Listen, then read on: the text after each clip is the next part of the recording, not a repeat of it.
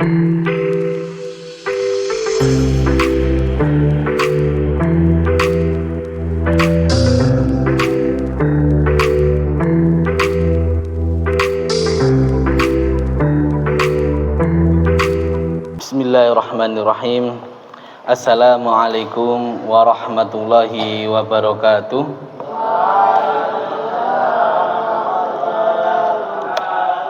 Alhamdulillahirabbil alamin.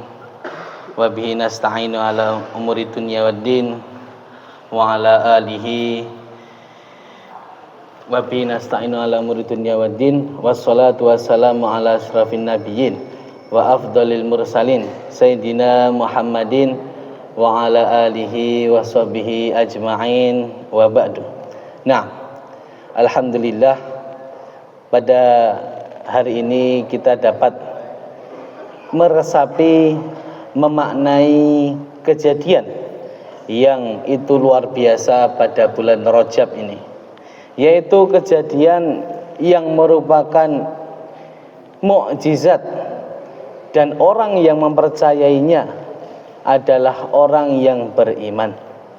Bahkan pada awal mula setelah pasca Isra Mi'raj dilakukan, banyak para sahabat yang itu tidak percaya tentang Isra Mi'raj. Bayangkan, sahabat tidak percaya.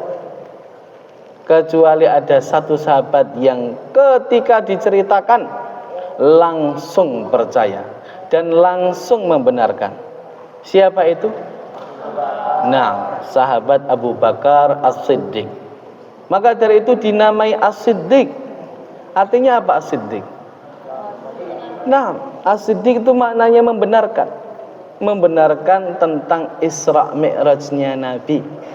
Ketika dikisahkan tentang Isra Mi'raj, diceritakan tentang Isra Mi'raj kepada sahabat Abu Bakar, langsung percaya, langsung membenarkan, dan langsung membela.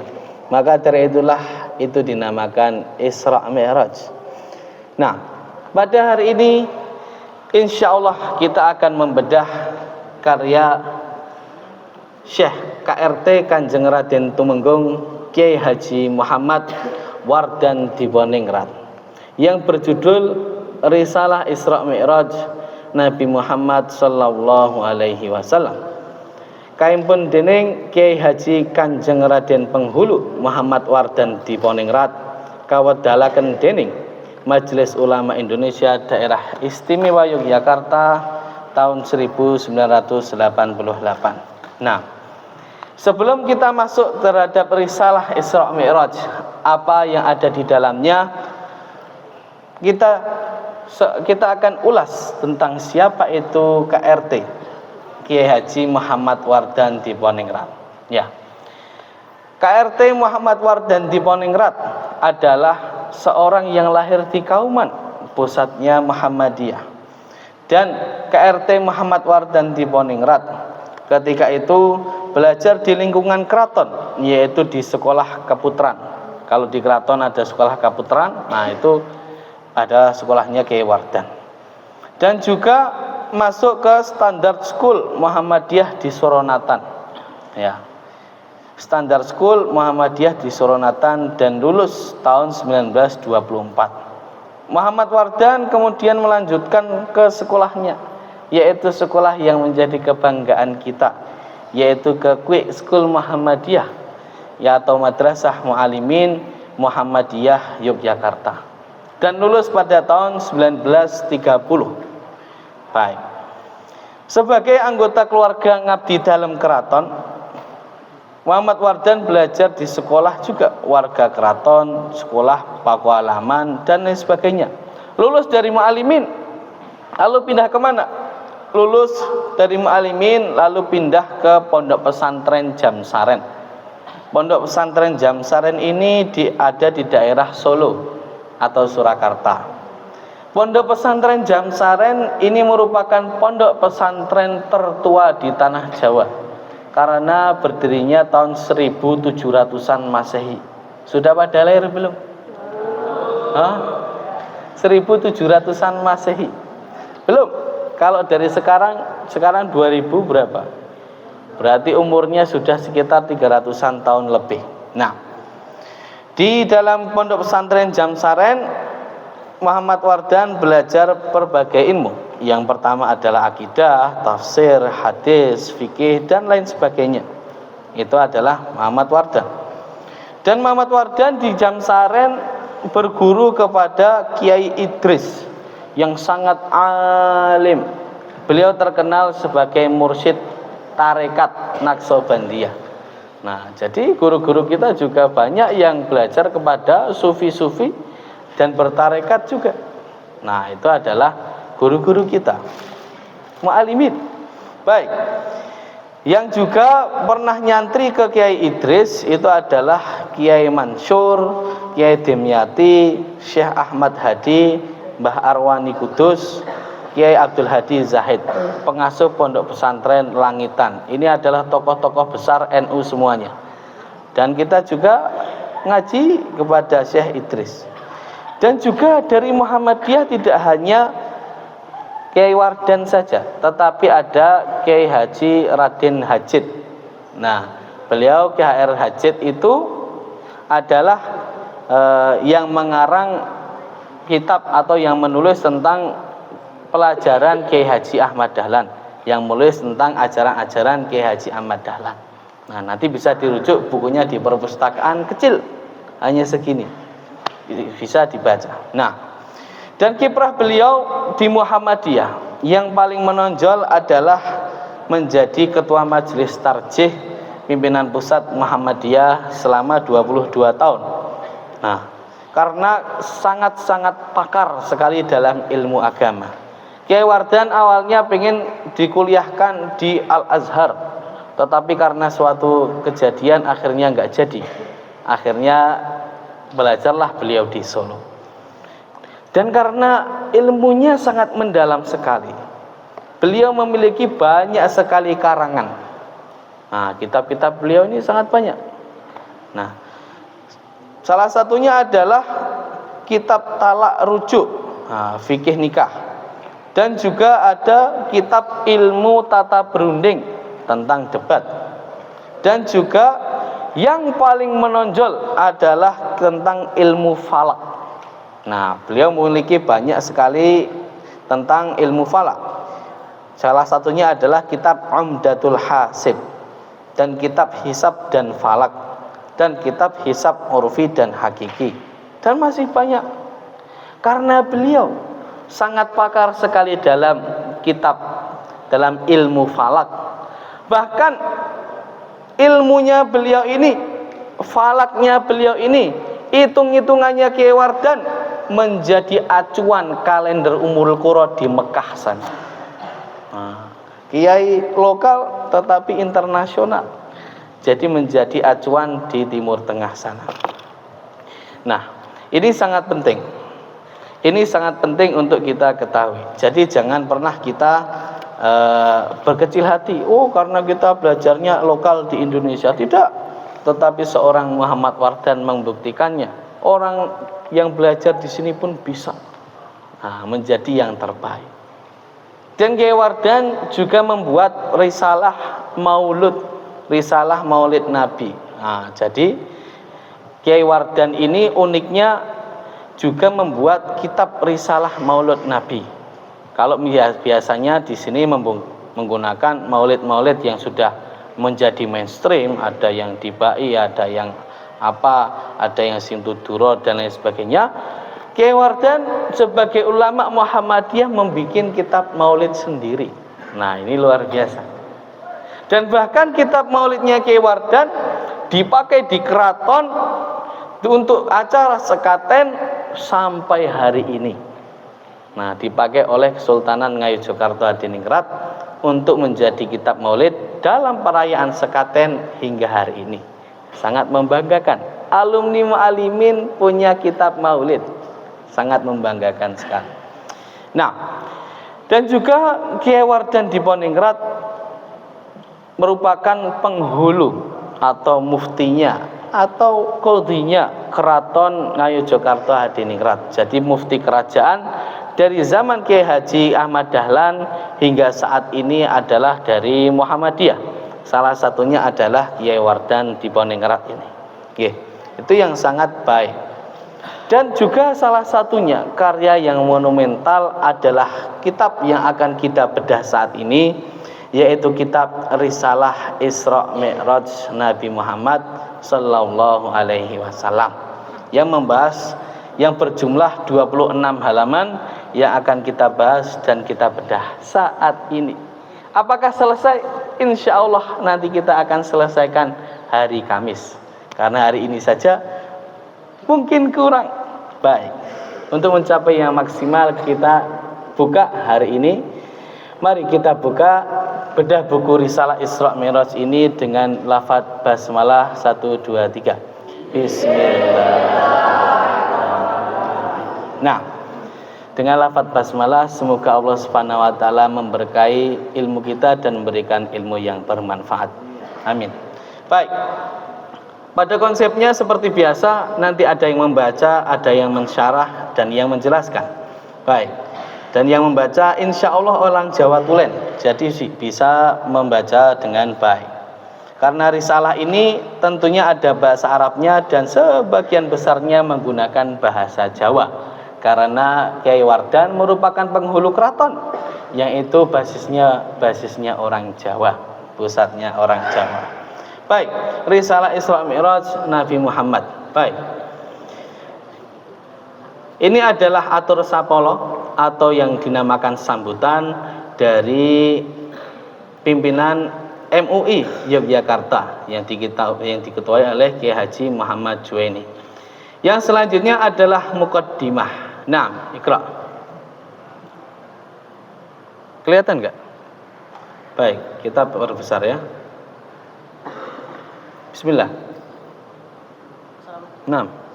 Assalamualaikum warahmatullahi wabarakatuh.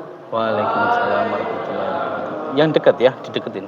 Bismillahirrahmanirrahim. Alhamdulillahilladzi asra. Dekatkan lagi.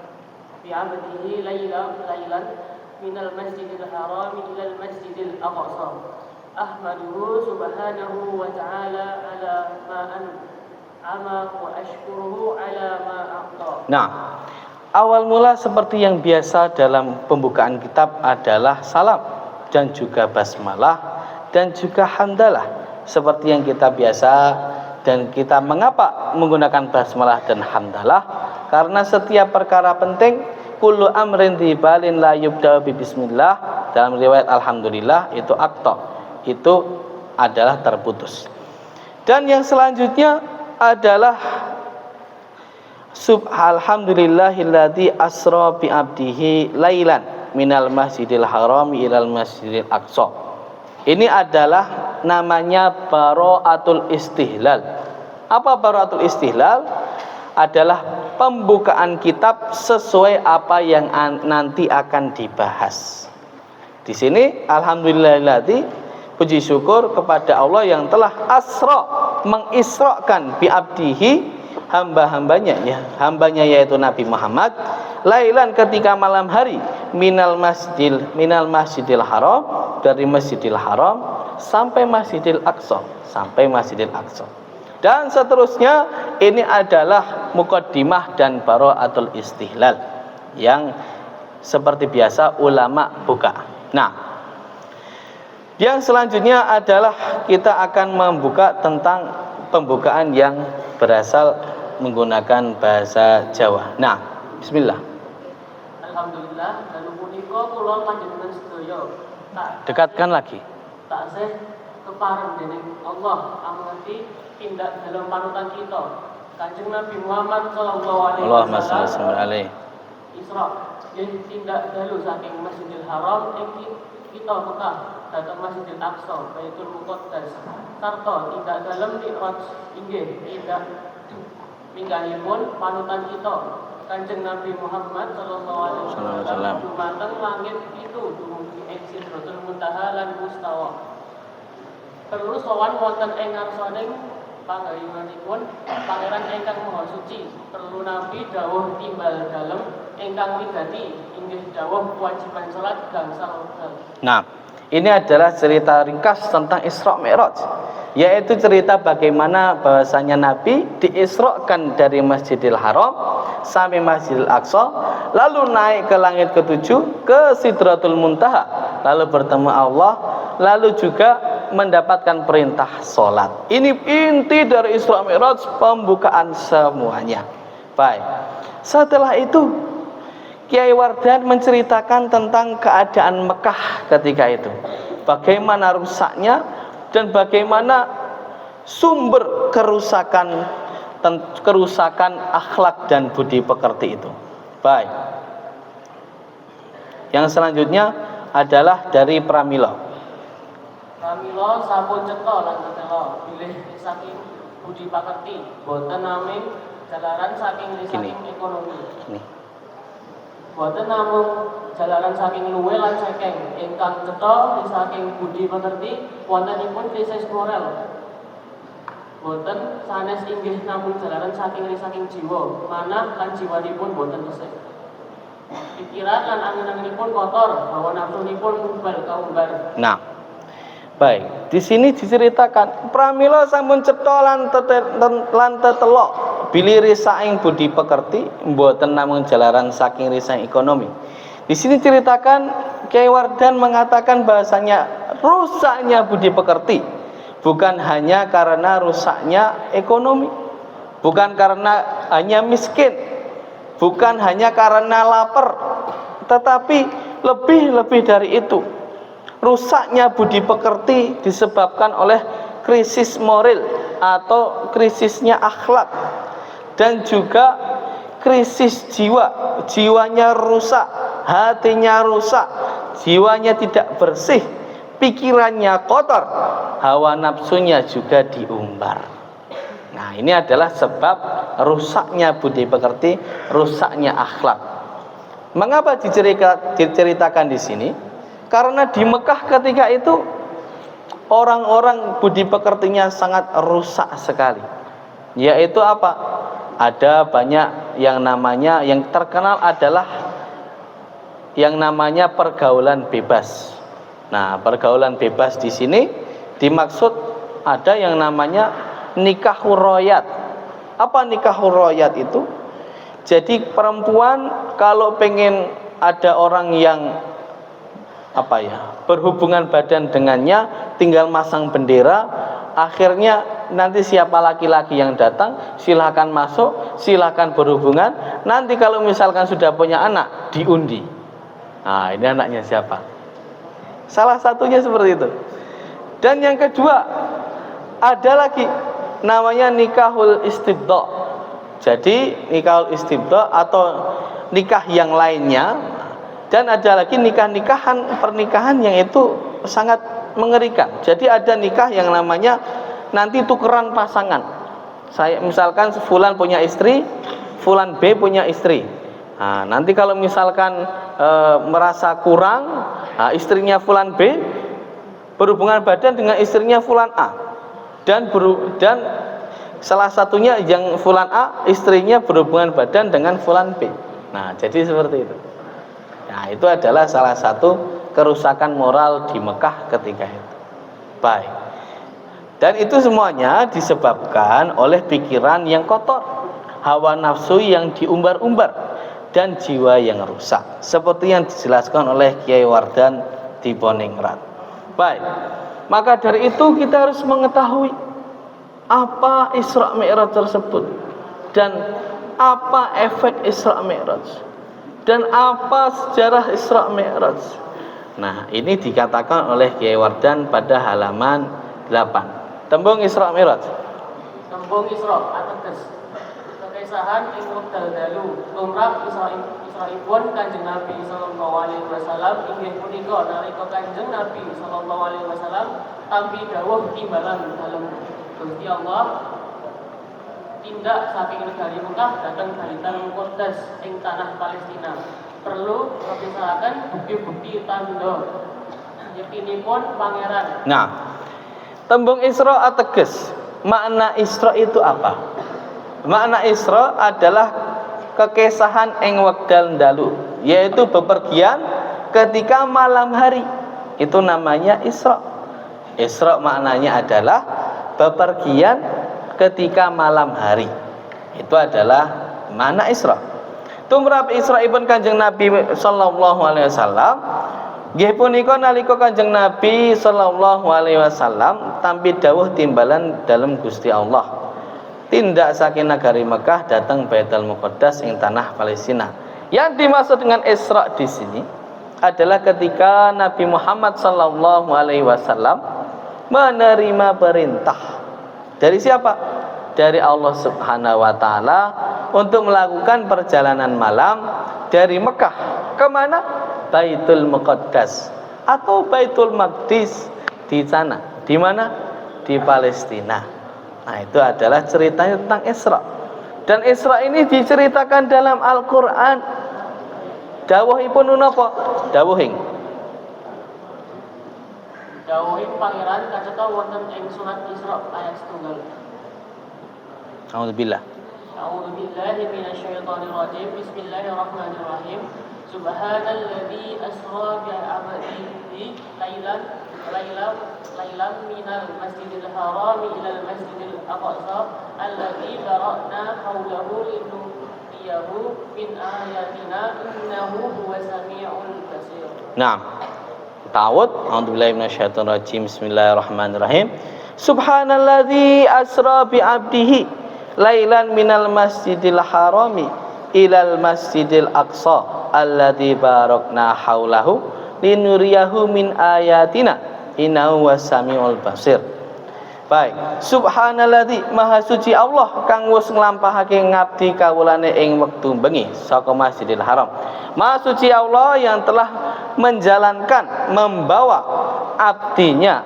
Siapa abdinya? Hambanya, yaitu Nabi Muhammad yang sallallahu alaihi wasallam pada waktu malam dari Masjidil Haram marang Masjidil Aqsa kepada Masjidil Aqsa atau Baitul Maqdis kang wis ingsun paringi keutamaan yang telah Allah Subhanahu wa taala berikan keutamaan haulahu kiwa tengene samping kanan kirinya perlu sun tuduhake marang dheweke Muhammad.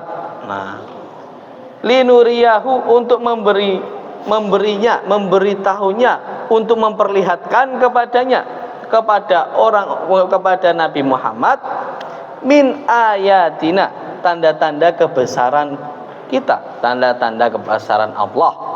Innahu huwas-samiul basir. Saat temene Gusti Allah iku zat kang maha miyarsa lan ngawoningani. Sesungguhnya Allah Subhanahu wa taala adalah zat yang maha mendengar dan maha melihat. Baik, itu adalah dalilnya Isra Mi'raj diceritakan dalam Al-Qur'an. Lalu ketika Isra Mi'raj, mengapa Nabi Muhammad SAW Isra Mi'raj? Apa makna Isra Mi'raj ketika itu? Isra Mi'raj merupakan hiburan bagi Nabi Muhammad karena sebelumnya telah diberikan cobaan yang luar biasa. Ingat, setiap nabi pasti akan diberikan cobaan yang luar biasa, termasuk Nabi Muhammad sallallahu alaihi wasallam. Apa cobaan yang luar biasa tersebut? Nah, baik. Nomor 10. Sedaya para nabi, para pamimpin suci ingkang sami angluhuraken asmaning pangeran ingkang anglabuhi kaleresan namtu mawa pangorbanan ingkang boten sekedhik mekaten mugi ingkang dipunlampahi dipun alami dening panuton kita Kanjeng Nabi Muhammad sallallahu alaihi wasallam. Boten namung wiwit jumeneng nabi lan rasul dalah wiwit tiyos saking garwaning ibunipun sampun pinulang pihatos taksih wonten ing salebeting dua garwanipun ingkang ibu sampun tinilar sedo ingkang rama kalih taun derek ingkang tiyang Sayyid Abdul Muthalib wasana tinilar sedo salajengipun derek ingkang paman Sayyid Abi Thalib ingkang uga nandhang sekeng. Nah, cobaannya Nabi apa? Dari lahir. Cobaannya Nabi itu dari lahir. Diceritakan di sini pengorbanannya mboten sekedhik. Nah, Kanjeng Nabi itu cobaannya dalah wiwit miyos saking gua garbaning ibuning. Sampun ginulang prihatos. Dari lahir sudah prihatin. Dari lahir itu sudah yatim. Tidak punya bapak. Lalu ketika sudah umur masih kecil, ibunya meninggal. Ibunya Siti Aminah meninggal. Lalu ketika sedang mengawali dakwah, sedang banyak diburu oleh orang-orang kafir Quraisy di Mekah, dilindungi siapa? Kakeknya. Dan kakeknya ketika itu meninggal. Dan di tahun yang sama istrinya meninggal. Yang membela Nabi itu kakeknya dan istrinya. Tetapi pada tahun itu meninggal. Lalu setelahnya dibela oleh siapa? Dibela oleh pamannya, yaitu Abu Thalib. Tetapi Abu Thalib mendekati kejadian Isra Mi'raj juga meninggal. Bayangkan saja, dari lahir sudah ditinggal bapaknya, ditinggal ibunya, ditinggal kakeknya, ditinggal istrinya, ditinggal siapa lagi? Pamannya. Dan anak-anaknya yang laki-laki meninggal semua. Anak-anaknya yang laki-laki meninggal semua. Bayangkan semuanya meninggal. Nah, lalu juga Nabi Muhammad dapat cobaan ketika dakwah di Thaif, dilempari batu sampai giginya berdarah. Nah, maka dari itu Allah Subhanahu wa taala memberikan hiburan, memberikan hadiah yang terbaik, yang satu-satunya di antara umat manusia, di antara bahkan di antara makhluknya, yaitu Isra Mi'raj, bertemu langsung dengan Allah Subhanahu wa taala. Bayangkan, bertemu langsung dengan Allah Subhanahu wa taala, bertemu langsung dengan pencipta kita semua, bertemu langsung dengan zat yang maha tinggi. Dan itu satu-satunya hadiah kepada Kanjeng Nabi Muhammad sallallahu alaihi wasallam. Bagaimana cara ketemunya? Bagaimana kejadiannya? Naik apa Kanjeng Nabi Muhammad? Insya Allah akan kita jelaskan pada pertemuan ke depan, yaitu pertemuan hari Kamis yang kita ganti dengan Isra Mi'raj. Baik, maka dari itu mari kita bersama tutup kajian bedah buku Risalah Isra Mi'raj ini dengan bacaan hamdalah bersama-sama. Alhamdulillahirabbil alamin. Sebelum balik nanti duduk dulu, nanti kita foto bersama. Sekian dari saya. Nun wal qalami ma yasrun. Wassalamualaikum warahmatullahi wabarakatuh.